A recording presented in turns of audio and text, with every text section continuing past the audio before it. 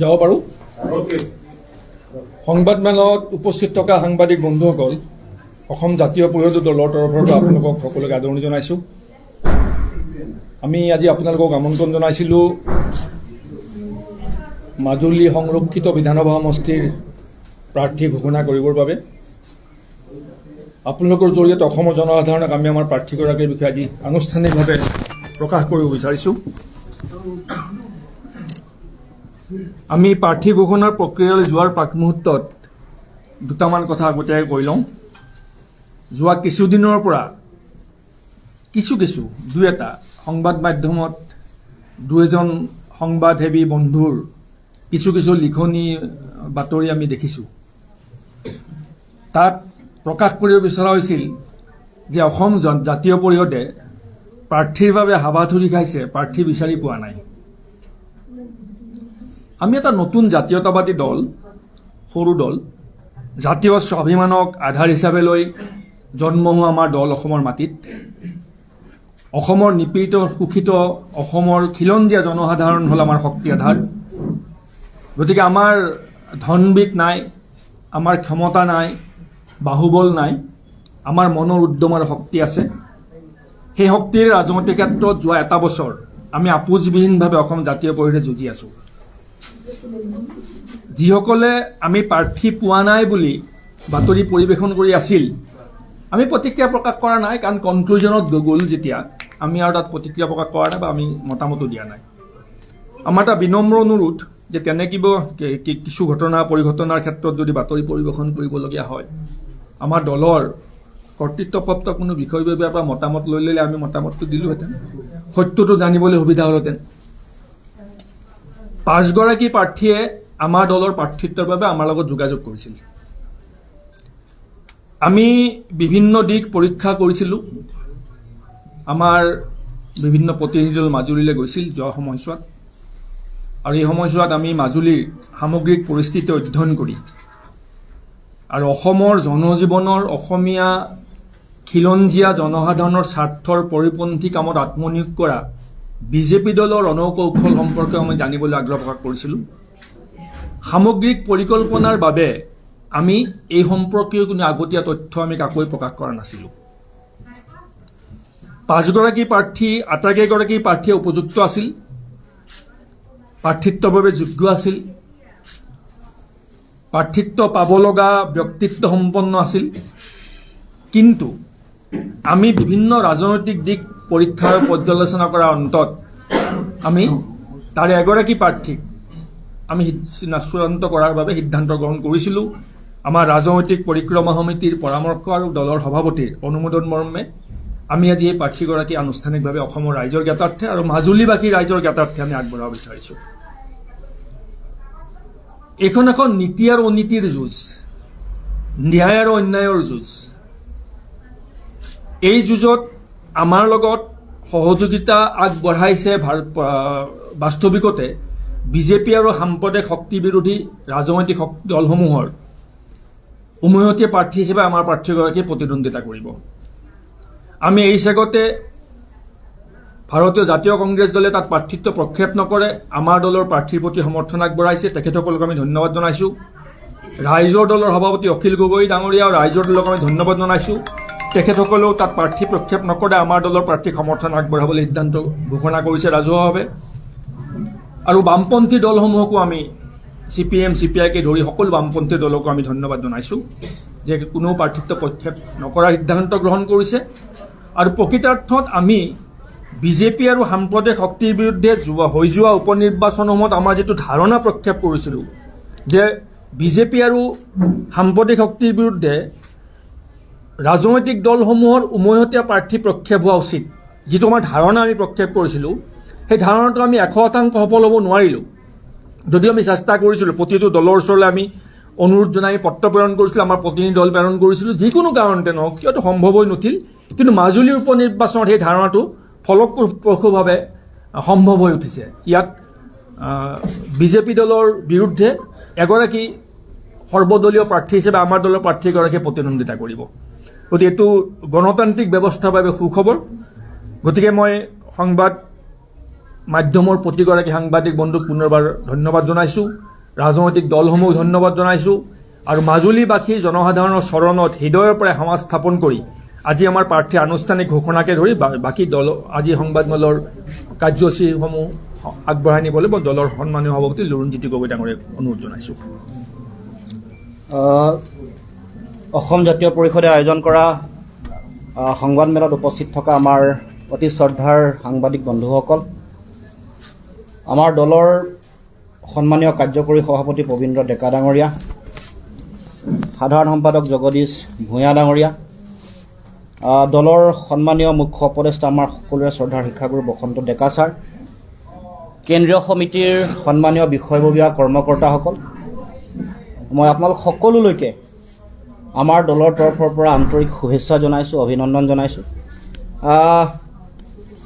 আপোনালোকে জানে যে ভাৰতবৰ্ষ, অসম সকলো প্ৰান্তত গণতন্ত্ৰ আৰু গণতান্ত্ৰিক বিধি ব্যৱস্থাৰ এটা ভয়াৱহ সংকট আহিছে। এফালে অতি অন্যায়পূৰ্ণভাৱে বিভিন্ন ধৰণৰ কাম কাজ চলি আছে, গণতন্ত্ৰ সংকটত, গণতান্ত্ৰিক ঐতিহ্য গৰিমা সংকটত। তাৰ বিপৰীতে আমি সকলোৱে এটা সুস্থ শক্তিশালী গণতন্ত্ৰ তৈয়াৰ কৰিবৰ কাৰণে, গুণগত ৰাজনীতিৰ পৰিৱেশ তৈয়াৰ কৰিবৰ কাৰণে আমি সকলোৱে সংকল্পবদ্ধ হৈছোঁ, আমি যুঁজি আছোঁ, যুঁজি থকাৰ সংকল্প লৈছোঁ। তাৰ বিপৰীতে এফালে ধনবল, গণতন্ত্ৰক সংকটত পেলোৱা নীতিহীন ৰাজনীতি, দুৰ্নীতি, ভ্ৰষ্টাচাৰত নিমজ্জিত মানুহেৰে ভৰিপূৰ্ণ গণতন্ত্ৰ, ভূমি কেলেংকাৰীত বিভিন্ন ধৰণৰ অপৰাধজনিত ঘটনা, গুপ্ত হত্যা, আন আন অপৰাধজনিত কথা বতৰা, বিভিন্ন ধৰণৰ অপৰাধ, বিভিন্ন ধৰণৰ দুৰ্নীতিত নিমজ্জিত, ভ্ৰষ্টাচাৰত নিমজ্জিত মানুহেৰে এতিয়া গণতন্ত্ৰ পৰিপূৰ্ণ। এফালে মহাত্মা গান্ধীৰ, মহামানৱ মহাত্মা গান্ধীৰ দলহীন পঞ্চায়তী ৰাজ ব্যৱস্থাৰ সপোনৰ কথা কয়, আৰু আনফালে বিভিন্ন ধৰণৰ দুৰ্নীতিগ্ৰস্ত, ভ্ৰষ্টাচাৰী, অপৰাধী আততায়ীয়ে ভৰি আছে গণতন্ত্ৰৰ ধ্বজা বহন কৰা যিসকল প্ৰতিনিধি আছে লোকসভাৰ, বিধানসভা আৰু ৰাজ্যসভাত। তাৰ বিপৰীতে অসম জাতীয় পৰিষদ যেতিয়াই জন্মগ্ৰহণ কৰিছিল, আমাৰ এটাই লক্ষ্য আছিল যে অসমৰ জনগণক স্বাভিমানী, নিৰ্ভেজাল, শক্তিশালী জাতীয়তাবাদ এটা দিয়া, সুস্থ শক্তিশালী গণতন্ত্ৰ দিয়া।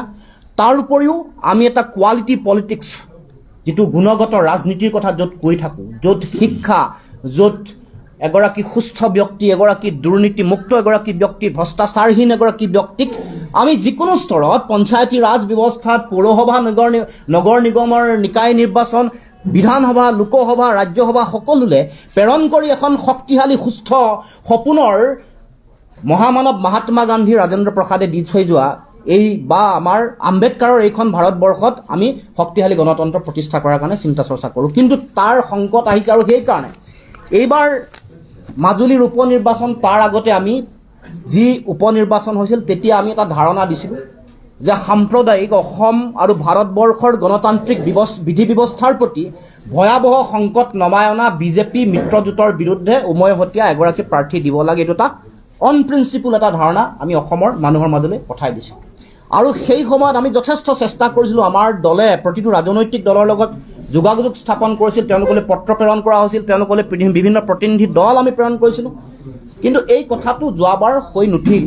কিন্তু আমাৰ এই প্ৰচেষ্টা আজিও অব্যাহত আছে, আজিও আমি সেই প্ৰচেষ্টাটো আমি অব্যাহত ৰাখিব খুজিছোঁ। গতিকে এইবাৰ কিন্তু অতি সৌভাগ্যজনকভাৱে আমাৰ এই চিন্তাটো, এই যিটো নীতি, এই নীতিটো বাস্তৱায়িত হোৱাৰ দিশত অগ্ৰসৰ হৈছে।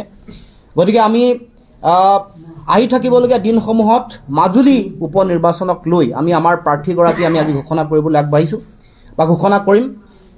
চাওক, মাজুলী সম্পৰ্কত আপোনালোক সকলোৱে জানে, মাজুলী শব্দৰ অৰ্থও জানে, মা মানে লক্ষী আৰু জুলি হ'ল ভঁৰাল, লক্ষীৰ ভঁৰাল মাজুলী। এই লক্ষীৰ ভঁৰাল মাজুলীত এতিয়া গণতন্ত্ৰও সংকটত, গণতান্ত্ৰিক ঐতিহ্য গৰিমাও সংকটত।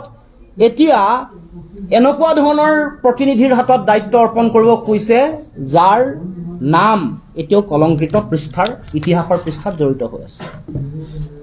যিখন মাজুলীক আমি সত্ৰীয়া সংস্কৃতিৰ পীঠস্থান বুলি কওঁ, যিখন মাজুলী আমাৰ সাংস্কৃতিক ৰাজধানী বুলি কওঁ, য'ত সত্ৰৰ সংস্কৃতিয়ে মহাপুৰুষ শ্ৰীমন্ত শংকৰদেৱৰ মহান আদৰ্শ আৰু দৰ্শনক সমগ্ৰ অসমৰ মানুহৰ মাজলৈ লৈ যায়। সেই মাজুলীৰ এতিয়া বিভিন্ন ধৰণৰ সমস্যাৰে ভাৰাক্ৰান্ত, বিভিন্ন ধৰণৰ চিন্তাই তাত এটা ভয়াৱহ পৰিৱেশ এটা তৈয়াৰ কৰিছে। যি মাজুলীৰ মাটিকালি 1500 বৰ্গ কিলোমিটাৰ আছিল, 1200 বৰ্গ কিলোমিটাৰ আছিল, সেইটো আজি সংকুচিত হৈ 700 বৰ্গ কিলোমিটাৰ মাটি ব্ৰহ্মপুত্ৰ বুকুত জাহ গৈ 500 কিলোমিটাৰ মাটি এতিয়া কেৱল মাত্ৰ অৱশিষ্ট ৰৈছে। অৰ্থাৎ স্বাধীনতাৰ 7টা দশক অতিক্ৰম কৰাৰ পাছতো সকলো চৰকাৰ অক্ষম, তেওঁলোকে মাজুলীক সংৰক্ষণ কৰিব পৰা নাই। বানপানী গৰাখহনীয়াৰ কবলৰ পৰা মাজুলীক আজি সংৰক্ষিত বা সুৰক্ষিত কৰিব পৰা নাই। কোনো ধৰণৰ বিজ্ঞানসন্মত ব্যৱস্থা নাই।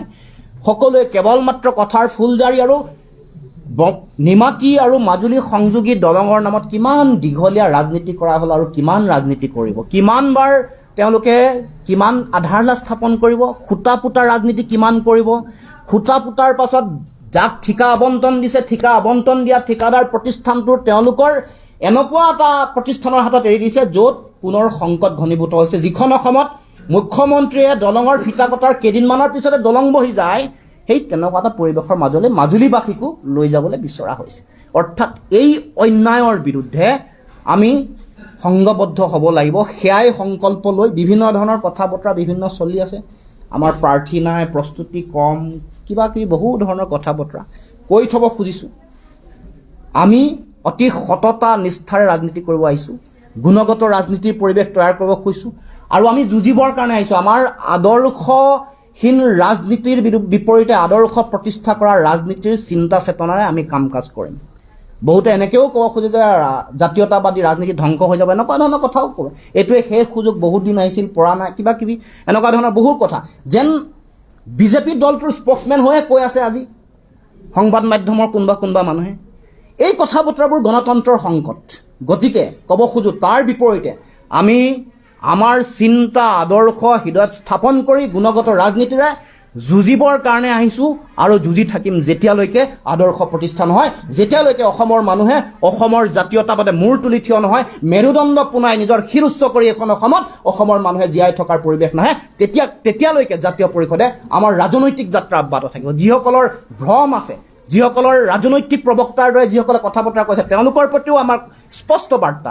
যদি ভাবিছে যে আমি দুৰ্বল, বিভিন্ন ধৰণৰ ধন বলৰ ৰাজনীতি আমাক আকাশৰীয়া কৰি দিব, আমাৰ ৰাজনৈতিক আদৰ্শক নিশ্চিন্ন আৰু ধূলিসাৎ কৰিব, তেওঁলোককো ক'ব খুজিছোঁ যেতিয়ালৈকে আমি আছোঁ, যেতিয়ালৈকে আমি যুঁজি থাকিম, যেতিয়ালৈকে জীয়াই আছোঁ, তেতিয়ালৈকে অসমত এই আদৰ্শৰ ৰাজনীতি, সুস্থ শক্তিশালী গণতন্ত্ৰ আৰু জাতীয়তাবাদ প্ৰতিষ্ঠা কৰা ৰাজনীতি আমি শক্তিশালীৰ ওপৰত আগবঢ়াই লৈ যাম। গতিকে আমি মাজুলীৰ সংকটৰ সময়ত, যি সময়ত ভূমি কেলেংকাৰীত জড়িত মানুহ তেওঁলোকৰ নাম ঘোষণা হৈছে, বিভিন্ন অপৰাধত জড়িত হৈ থকা মানুহৰ নাম ঘোষণা হৈছে, সেই সময়ত আমি এগৰাকী অতি শক্তিশালী প্ৰাৰ্থী তাত দিব খুজিছোঁ, এগৰাকী আপোচবিহীন যোদ্ধাক আমি তাত এৰি দিব খুজিছোঁ। এফালে ধন বলৰ ৰাজনীতি, পুনৰ ক'ব খুজিছোঁ, ধন বলৰ ৰাজনীতি, খমখমীয়া 500 টকীয়া আৰু 2000 টকীয়া বিলোৱা ৰাজনীতি, তাৰ বিপৰীতে সুস্থ গুণগত ৰাজনীতি এটা পৰিৱেশ কৰাৰ, সৃষ্টি কৰাৰ, আদৰ্শ ৰাজনীতি এটা তৈয়াৰ কৰিবৰ কাৰণে আমি চিন্তা চৰ্চা কৰি এগৰাকী প্ৰাৰ্থী আপোনালোকৰ আগত আমি আমাৰ ৰাজনৈতিক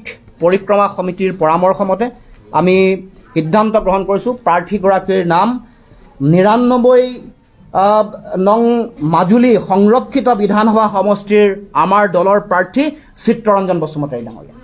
অসম জাতীয় পৰিষদ জিন্দাবাদ, অসম জাতীয় পৰিষদ জিন্দাবাদ, অসম জাতীয় পৰিষদ জিন্দাবাদ, অসম জাতীয় পৰিষদ জিন্দাবাদ, চিত্তৰঞ্জন বসুমতাৰী জিন্দাবাদ, অসম জাতীয় পৰিষদ জিন্দাবাদ, জয় আই অসম, জয় অসম, জয় আই অসম, জয় অসম। আমি প্ৰথমে আমাৰ যিটো উমৈহতীয়া প্ৰাৰ্থীৰ যিটো ধাৰণা, এই ধাৰণাটো বাস্তৱায়িত কৰাৰ গোটেই যাত্ৰাটোত ভাৰতীয় জাতীয় কংগ্ৰেছৰ তৰফৰ পৰা পূৰ্ণ সহযোগিতা আগবঢ়াইছে। আমি এই চেগতে প্ৰথমে অসম প্ৰদেশ কংগ্ৰেছৰ সভাপতি ভূপেন বৰা ডাঙৰীয়াক আমি আন্তৰিক ধন্যবাদ কৃতজ্ঞতা জনাইছোঁ। ৰাইজৰ দলৰ সভাপতি অখিল গগৈ ডাঙৰীয়াক আমি ধন্যবাদ কৃতজ্ঞতা জনাইছোঁ। CPI CPMৰ যিসকল সন্মানীয় ব্যক্তি, দায়িত্বশীল ব্যক্তি আছে, সাধাৰণ সম্পাদকে প্ৰমুখ কৰি তেওঁলোকৰ প্ৰতিগৰাকী বিষয়ববীয়ালৈ আন্তৰিক আমি ধন্যবাদ কৃতজ্ঞতা জনাইছোঁ আৰু এইটোৱে আমাৰ সুযোগ যে আমি ঐক্যবদ্ধভাৱে আমি এইবাৰ এইখন যুঁজত নীতি প্ৰতিষ্ঠাৰ এইখন যুঁজত অন্যায়ৰ বিৰুদ্ধে ন্যায় প্ৰতিষ্ঠাৰ এইখন যুঁজত আমি বিজেপিক আমি পৰাভূত কৰিবৰ কাৰণে আমি সকলো ঐক্যবদ্ধ হোৱাৰ সুযোগ পাইছোঁ আৰু সেইকাৰণে আমি সংঘবদ্ধভাৱে এই যুঁজত আমি যাতে সকলোৱে আত্মনিয়োগ কৰোঁ, সকলোৱে যাতে জঁপিয়াই পৰোঁ, তাৰ কাৰণে সকলোৰে প্ৰতি আহ্বান জনাইছোঁ। গতিকে আমি আমাৰ যিগৰাকী প্ৰাৰ্থী সেইগৰাকী প্ৰাৰ্থী আমি সমগ্ৰ অসমৰ ৰাইজৰ আগত আমি আমাৰ প্ৰাৰ্থীগৰাকীৰ নাম ইতিমধ্যে আমি প্ৰকাশ কৰিলোঁ। কিবা থাকিলে কিবা প্ৰশ্ন আছে যদি কৰক আৰু। বিজেপি ইফালে কৈ আছে লগত হাৰ নিশ্চিত ৱাকঅভাৰ দিছে নাই ইমান যদি চিন্তা বিজেপিৰ নাই কিয় কৈ আছে? মনে মনে বহি থাকিব লাগে, অতি চিন্তিত কাৰণে। আৰু চব মানে বিজেপিয়ে কিবা এটা কথা কোৱাৰ মৰেল ৰাইটেই নাই, নৈতিক অধিকাৰেই নাই। ভূমি কেলেংকাৰীত জড়িত এগৰাকী প্ৰাৰ্থী দিয়াৰ পিছত কি কথা ক'ব আহিছে? ভূমি কেলেংকাৰীত জড়িত এগৰাকী প্ৰাৰ্থীক প্ৰাৰ্থিত্ব দিয়াৰ পাছত নীতিৰ কথা কয়, আদৰ্শৰ কথা কয়। মহামানৱ মহাত্মা গান্ধীৰ মানে দলবিহীন আদৰ্শ ৰাজনীতিৰ কথা কোৱাৰ ক'ৰ নৈতিক অধিকাৰ আছে? সেই দিনটোতে কৈছিলোঁ যে দলত থকা যিসকল বিধায়ক মন্ত্ৰী যিসকল অপৰাধৰ লগত জড়িত, গুপ্ত হত্যা, বিভিন্ন ধৰণৰ অপৰাধ, বিভিন্ন ভূমি কেলেংকাৰী, আন কেলেংকাৰীৰ লগত জড়িত দুৰ্নীতিত নিমজ্জিত মানুহবোৰক প্ৰথমে নাইকিয়া কৰিব লাগিব। শিক্ষিত মানুহক প্ৰথমে দায়িত্ব দিব লাগিব। শিক্ষাৰ কথাটোত কোনো ধৰণৰ গুৰুত্ব নাই। তেওঁলোকৰ আন কথা বতৰাবোৰত তেওঁলোকৰ দুৰ্নীতিমুক্ত এগৰাকী প্ৰাৰ্থী দিয়াৰ কথাত কোনো গুৰুত্ব নাই। এইটো কথা কোৱাৰ বিজেপি দলৰ কোনো মৰেল ৰাইট, নৈতিক অধিকাৰ নাই। চিত্তৰঞ্জন বসুমতাৰী ডাঙৰীয়া আছে নেকি বাৰু? নাই। ৰাজ্যসভাৰ নিৰ্বাচনো আহি আছে। কিছু সময় পূৰ্বে অধিক কৈছে সাংসদ অজিত ভূঞাই যে সকলো বিৰোধী একগোট হৈ এইবাৰ ৰাজ্যসভা নিৰ্বাচনত প্ৰাৰ্থী দিব লাগিব কৈছে। আপোনালোকৰ কথাও কৈছে একেলগে কাম কৰাটো। সেইটো আজি থাকক। ৰাজ্যসভাৰ নিৰ্বাচন সম্পৰ্কে আমাৰ ষ্টেণ্ডটো থাকিব, আহ্বান থাকিব, কাৰণ আমাৰতো শক্তি নাই। গতিকে আমাৰ আহ্বানটো থাকিব নিশ্চিত। আমাৰ বিধায়ক নাই, গতিকে ৰাজ্যসভা সম্পৰ্কত আমি মতামত ৰখাটো উচিত নহ'ব। কিন্তু আমাৰ নিশ্চিতভাৱে আমাৰ এটা আশা ৰাজহুৱা আহ্বান থাকিব যে বিজেপি বিৰোধী শক্তি ঐক্যবদ্ধভাৱে প্ৰাৰ্থী প্ৰক্ষেপ কৰক। বিজু হাজৰিকাই কৈছে 50,000 ভোটৰ ব্যৱধান আজি জয়ী হম আৰু আপোনাক কংগ্ৰেছে বলিৰ কথা সলাইছে বুলি। চক আমি আমাৰ ষ্টেণ্ডটো ক'লোঁ। যাৰে তাৰে কথাত আমাৰ বক্তব্যক মানে কাউণ্টাৰ কৰাৰ কোনো যুক্তিযুক্ততাৰ প্ৰয়োজনীয়তা নাই।